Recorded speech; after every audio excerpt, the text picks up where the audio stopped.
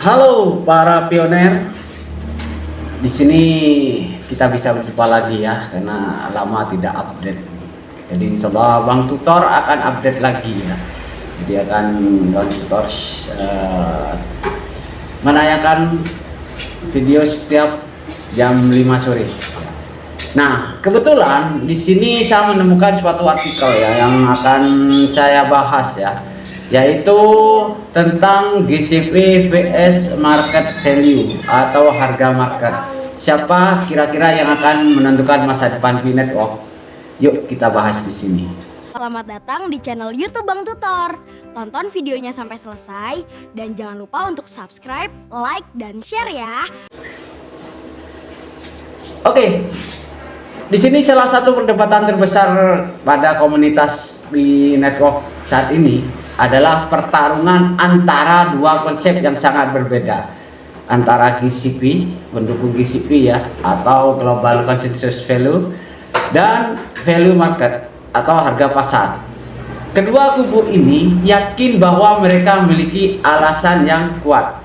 Namun pertanyaannya adalah siapa yang sebenarnya akan menentukan nilai Pi di masa depan? Komunitas ataukah pasar? Yuk kita simak ya. Jadi jangan sampai di skip. Oke. Untuk kubu GCP sendiri itu nilai ditentukan oleh komunitas. Sedangkan pendukung GCP sendiri itu sangat percaya bahwa Pi ini tidak boleh ditentukan oleh spekulan atau trader di bursa. Jadi sangat tidak percaya ya dengan bursa karena mereka punya keyakinan sendiri. Terus menurut mereka nilai Pi Network ini harus lahir dari kesepakatan para pengguna yang benar-benar menggunakan Pi dalam kehidupan nyata. Jadi sistemnya kayak barter dan lain sebagainya. Mereka sendiri yang menentukan nilai. Mereka berargumen bahwa uang memiliki nilai karena dipercaya. Yang pertama. Yang kedua, emas bernilai karena masyarakat menganggapnya bernilai. Pi juga bisa bernilai tinggi maksudnya ya, jika komunitas global menyepakatinya.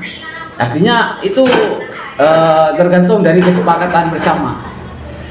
Dalam pandangan ini juga jutaan pioner adalah kekuatan terbesar Pi Network. Jika para pioner itu menolak menjual Pi dengan harga murah dan lebih memilih menggunakan untuk transaksi barang dan jasa, maka nilai Pi Network ini dapat berkembang berdasarkan utilitas dan spekulasi. Itu bagi kubu GCP ya, nilai tidak ditentukan pasar. Ini yang perlu dipegang. Nilai ditentukan oleh manusia yang menggunakannya. Paham ya? Sedangkan dari kubu market value, harga ditentukan oleh pasar. Artinya kita mengikuti harga yang ada di market saat ini. Di sisi lain, pendukung harga pasar berpegang pada prinsip ekonomi yang sudah berlaku selama ratusan tahun. Ya. Jadi selama ada market ya, selama ada exchange, disitulah pegangannya. Mereka percaya bahwa harga satu aset ditentukan oleh permintaan pasar ya. Yang kedua penawaran, yang ketiga itu likuiditas, yang keempat volume transaksi. Mereka mempertanyakan suatu hal yang dianggap sangat penting. Jika satu Pi bernilai 314.159 US dollar, siapa yang akan membelinya? Nah, menurut mereka tanpa pembeli yang bersedia membayar harga tersebut, nilai sebesar apapun hanya akan menjadi angka dan tidak dapat direalisasikan. Kubu market juga mengingatkan bahwa hampir semua aset di dunia mengikuti mekanisme pasar, mulai dari saham, emas, uang asing, hingga kripto seperti Bitcoin, Ethereum, BNB dan lain sebagainya ya. Jadi kesimpulannya, para pendukung market value ini ini mempunyai dasar pasar selalu menjadi hakim terakhir. Jadi semuanya mengikuti pasar ya. Dan pertanyaan yang membuat debat semakin panas itu ada beberapa pertanyaan dari pendukung GCP. Nah, contohnya, jika ini pertanyaan yang dari pendukung GCP ya, jika pasar selalu benar, mengapa harga satu aset bisa naik jauh di atas nilai dasarnya? Dan kubu market pun juga menjawab ya, karena ada permintaan nyata dari pembeli.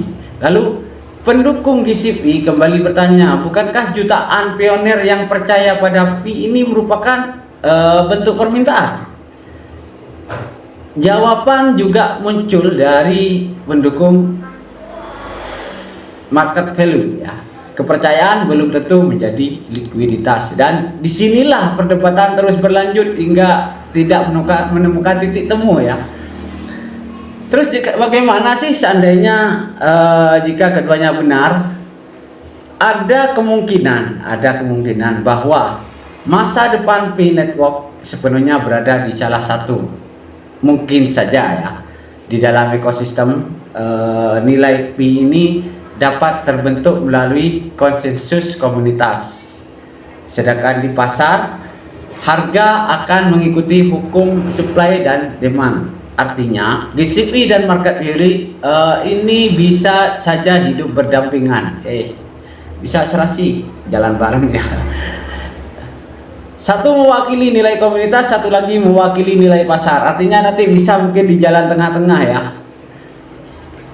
Kesimpulannya, saat ini belum ada pihak yang bisa membuktikan secara mutlak bahwa GCP akan berhasil.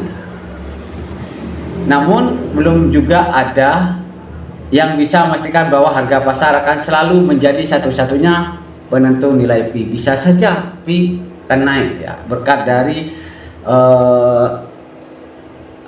mungkin FOMO ya, karena selalu dengar kabar dari GCP artinya beli yang beli banyak ya, artinya permintaan pasar meningkat, jadi harga Pi bisa naik. Dan yang pasti masa depan Pi Network ini akan sangat bergantung pada adopsi pengguna, yang pertama, yang kedua utilitas nyata, terus tiga jumlah merchant, keempat aktivitas ekonomi dalam ekosistem. Yang kelima adalah kepercayaan komunitas. Dan pada akhirnya tanpa komunitas tidak akan ada nilai ya. Artinya kalau sudah Pi ini tidak dipercaya ya, tidak ada komunitas lagi, udah gak ada yang beli, harganya akan down. Tanpa pasar tidak ada likuiditas ya. Jadi ini sama-sama saling membutuhkan sebenarnya.